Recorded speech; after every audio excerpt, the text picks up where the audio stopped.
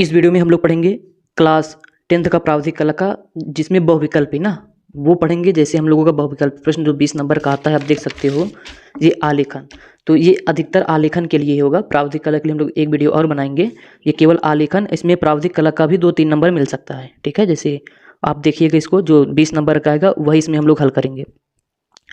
तो ठीक, इसको ये सब या तो अभी ऐसे हल कर देंगे, इसको हल कर दिए हैं, आप देखिएगा उस वीडियो को। हम लोग इसमें बताएंगे कि वो कैसे आया था। जैसे आप समझ लो, ये एक आलेखन कला का किताब है, ठीक है। देखो, ये अगर हम लोग सारा पढ़ लेंगे तो इसमें से हम लोगों का जो बहुविकल्पी प्रश्न है वो बहुत सारा क्वेश्चन फंस जाएगा उसमें। तो जैसे कला, चित्रकला एवं आलेखन, इसको आप पढ़ भी सकते हो, देख लेना, स्क्रीनशॉट ले लेना। चित्रकला, संगीत कला, नृत्य कला, वाद्य कला, काव्य कला, साहित्य कला, नाट्य कला, मूर्ति कला, शिल्प कला, भवन निर्माण कला आदि कला के अनेक रूप हैं।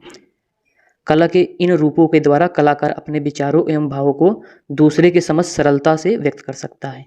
तो ये आप देखो, आराम से इसका स्क्रीनशॉट लेके पढ़ लेना। आलेखन की परिभाषा क्या है ये भी पढ़ लेना। अब यहाँ पे प्रश्न आ सकता है कि आलेखन के कितने प्रकार होते हैं, ठीक है ना।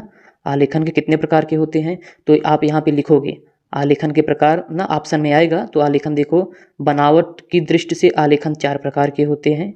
प्राकृतिक आलेखन, अलंकारिक आलेखन, ज्यामितीय आलेखन, सूक्ष्म आलेखन, ठीक है।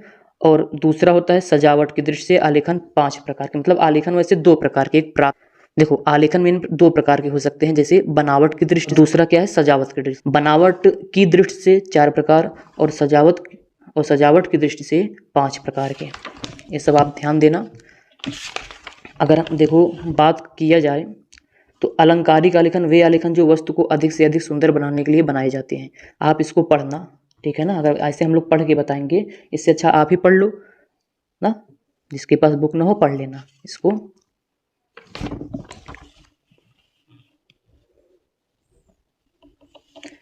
देखो कोने का आलेखन, देखो पिछली बार ये आया था केंद्र का आलेखन। केंद्र का आलेखन क्या होता है, वे आलेखन जो किसी वस्तु के केंद्र को सजाने के लिए बनाए जाते हैं, केंद्र का आलेखन कहलाता है। बहुविकल्पी में आया भी था। धरातल के आलेखन, मुख्य पृष्ठ के आलेखन।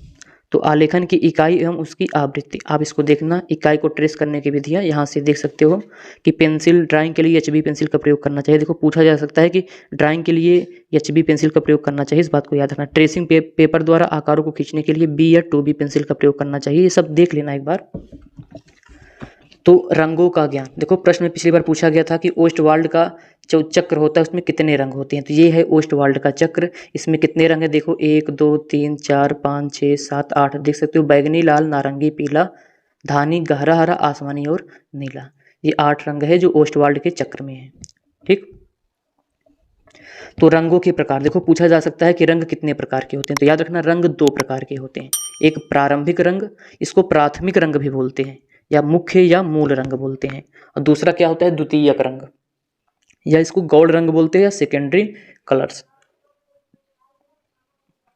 अब देखो प्रारंभिक या मुख्य रंग कितने होते हैं, ये 3 होते हैं। देखो पिछली बार पूछा गया था कि प्रारंभिक रंग कितने होते हैं, तो प्रारंभिक रंग कितने होंगे भैया, 3 प्रकार के। कौन कौन सा, याद रखना, लाल, नीला, पीला, ऐसे दे दिया जाएगा, लाल, पीला, नीला ना हरा, बोलेगा इसमें कौन सा प्रारंभिक रंग है या प्राथमिक रंग है। तो भाई 3 ही रंग होते हैं, तीनों को याद रखना, लाल, नीला और पीला। अब दूसरा क्या होगा, द्वितीयक रंग। द्वितीयक रंग क्या होता है, देखो ये द्वितीयक या गौड़ रंग, इनके अंतर्गत वे रंग आते हैं जो मुख्य रंगों को एक दूसरे से मिलाने पर तैयार होते हैं। जैसे देखो मुख्य रंग कौन सा है, लाल, नीला और पीला, ये मुख्य रंग है। अगर इन्हीं दोनों को आपस में मिलाओ, जैसे लाल एक नीला को मिलाओ तो कुछ दूसरा रंग मिल जाएगा, तो जो रंग मिलेगा वही द्वितीयक रंग कहलाएगा। जैसे देखो, जैसे लाल और नीला, देखो यही मुख्य रंग मिला रहे हैं, ठीक है। लाल और अगर नीला मिलाओगे तो कौन सा रंग प्राप्त होगा, बैगनी। पिछली बार ये भी पूछा गया था कि लाल और नीला मिलाने पर कौन सा रंग प्राप्त होता है, तो ऑप्शन में था बैगनी, ठीक। और नीला और पीला मतलब फिर अब ये और ये मिला दोगे तो नीला और पीला मिलाओगे तो क्या मिलेगा, हमें हरा मिलेगा, ठीक है। और पीला और लाल मिला दोगे, पीला और लाल मिलाओगे तो नारंगी। ये तीनों प्रश्न पूछे गए थे, किसी ना किसी सेट में आया था। तो इस प्रकार 3 प्रारंभिक रंग और उनके मिलने से बनने वाले 3 गौड़ रंग, मतलब द्वितीयक रंग कितने होते हैं, 3 होते हैं। इस बात को नोट कर लो कि द्वितीयक रंग कितने होते हैं, 3 होते हैं। कौन कौन सा, सुनो, बैगनी, हरा और नारंगी, ये क्या है, द्वितीयक रंग है। तो प्रसिद्ध जर्मन, ये अपना पढ़ लेना भैया। इन रंगों में पीला, लाल, नीला, गहरा हरा मुख्य रंग है। पीला, लाल, नीला और गहरा हरा ना, इसके अनुसार 4 हो गए हैं यहाँ पे। तो चलो, विरोधी या विपरीत रंग ना, ओस्टवाल्ड के 8 प्रमुख रंगों के चक्र के आमने सामने के रंग विरोधी रंग कहलाते हैं। जैसे प्रश्न में पूछा जाए लाल का विरोधी क्या होता है, देखो लाल के सामने क्या है, देखो ओस्टवाल्ड चक्र में लिखा गया। ओस्टवाल्ड चक्र सेम ऐसे बना लेना, सेम जैसे ही बना लेना, इसमें रंग भर देना। और देखो पहचानने का नियम बताया जाए है इसमें कि विरोधी या विपरीत रंग क्या है। ओस्टवाल्ड के 8 प्रमुख रंगों के चक्र के आमने सामने के रंग विरोधी रंग कहलाते हैं। जैसे लाल का विरोधी हरा, देखो लाल के सामने क्या है, हरा है, तो इसका मतलब लाल का विरोधी क्या हो जाएगा, हरा हो जाएगा। या हरा का विरोधी क्या हो जाएगा, लाल। तो इसको याद रखना, एक नंबर पूछा जा सकता है। तो और नारंगी का विरोधी, देखो नारंगी, इससे ऐसे हम लोग चलेंगे तो आसमानी होगा। नारंगी का विरोधी आसमानी। पीले का विरोधी क्या होगा, नीला होगा ना। और धानी कहाँ गया भैया, धानी का विरोधी बैगनी होगा। तो समान रंग अब क्या है, ओस्टवाल्ड के 8 आदर्श रंगों के चक्र में पास पास के कोई 3 रंग समान या सहयोगी रंग कहलाते हैं। देखो जो ये है, इस पास पास के रंग समान या सहयोगी रंग कहलाते हैं। जैसे पीला, नारंगी और लाल, देखो ये रहा पीला, नारंगी और लाल, ये समान रंग है। तो ऐसे आप देख लेना, पढ़ लेना। तो अब देखो ये मोस्ट इंपॉर्टेंट है, तटस्थ रंग कितने होते हैं, याद रखना। ये पिछली बार ये भी पूछा गया था। तटस्थ रंग होते हैं काला और सफ़ेद, मतलब 2 प्रकार के होते हैं। तटस्थ रंग कितने, 2 प्रकार के। कौन कौन से, काला और सफ़ेद।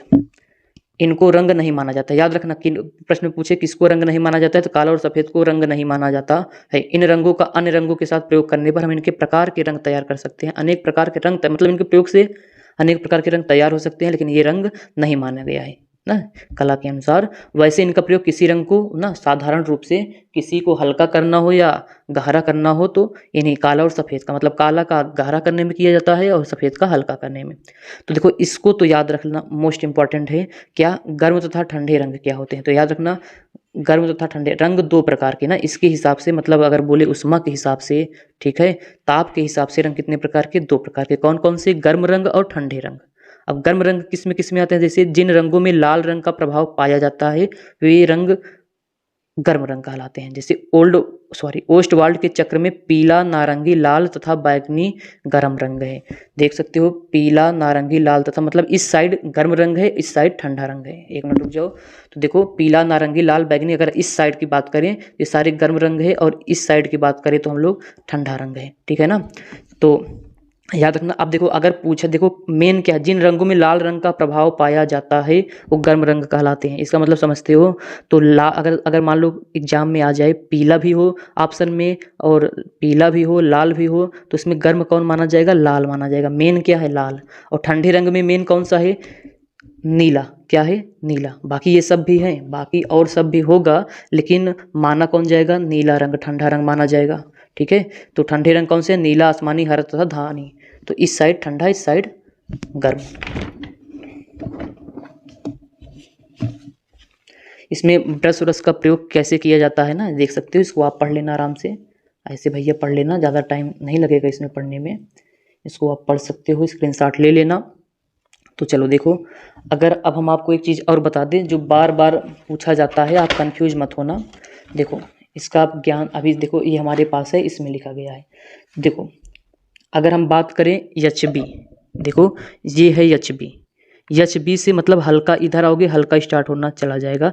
जैसे कोई पूछे कौन सा हल्का होता है, कौन सा गहरा होता है, तो आप इसमें देखो अगर इस साइड हम लोग HB से इस साइड चलते हैं तो हल्का मिलता चला जाता है, और इस साइड चलते हैं तो गाढ़ा मिला जाता है। जैसे अगर देखो, अगर कोई बोले HB और H में कौन सा हल्का है, तो भाई HB के इस साइड कितना मिलेगा, हल्का ही मिलेगा। तो देख सकते हो H हल्का है, ठीक है। HB H से ज़्यादा है। अगर सोचो, अगर प्रश्न में बोल दिया जाए 6B, 5B, 4B में कौन सा हल्का है, तो भैया 4B हल्का है, 6B क्या है, गाढ़ा है।